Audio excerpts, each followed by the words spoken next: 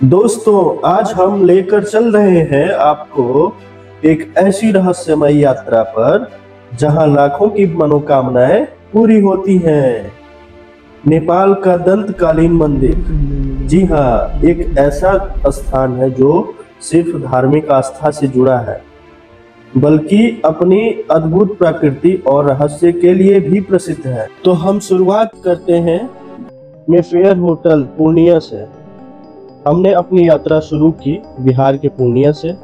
Hotel से निकलते ही मन में एक अलग उत्साह था, जो सिर्फ दिल में ही ख्वाहिश दर्शन के लिए था। दंतकालीन मंदिर का, माता सती का।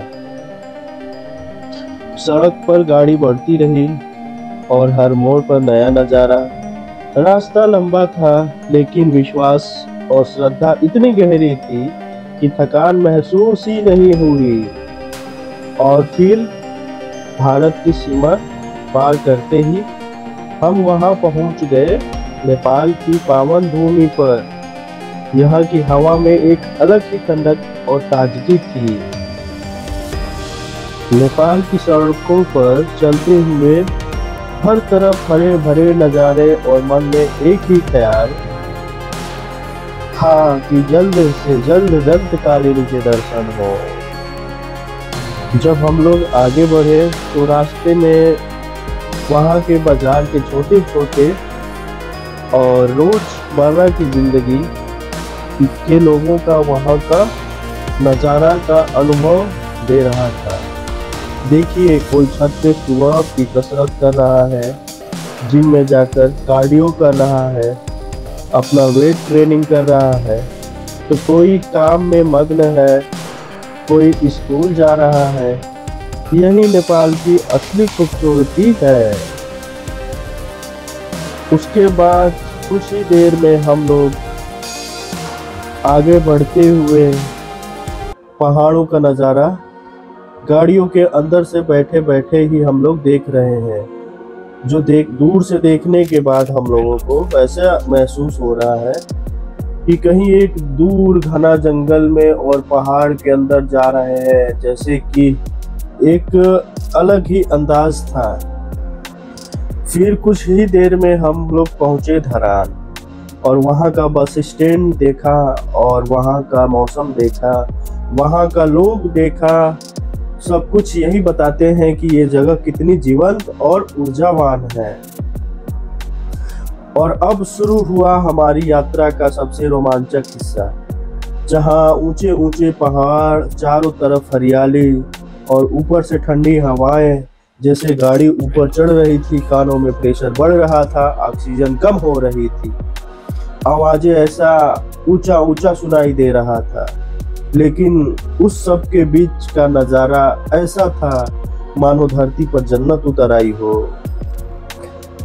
आखिरकार लंबी यात्रा के बाद हम लोग पहुंच गए दंतकालीन मंदिर। कहा जाता है यहाँ सच्चे मन से की गई प्रार्थना कभी खाली नहीं जाती।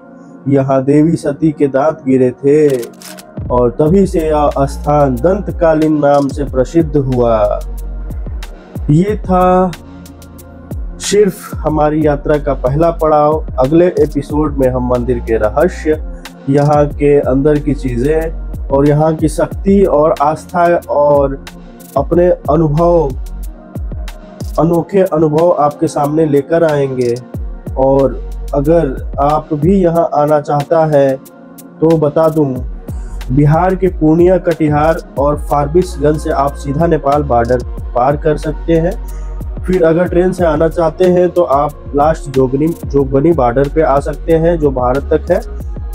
फिर वहां से बॉर्डर क्रॉस करके धरान या विराटनगर पहुंच सकते हैं। बाकी सफ़र आपको हमेशा याद रहेगा, तो हमसे जुड़िए, क्योंकि अगली असली रहस्य अभी बाकी है और वो मिलेगा आपको दूसरे एपिसोड में। तब तक मेरे साथ बने रहिए, मेरे चैनल को सपोर्ट करिए, लाइक करिए, शेयर करिए। धन्यवाद। जय माता दी।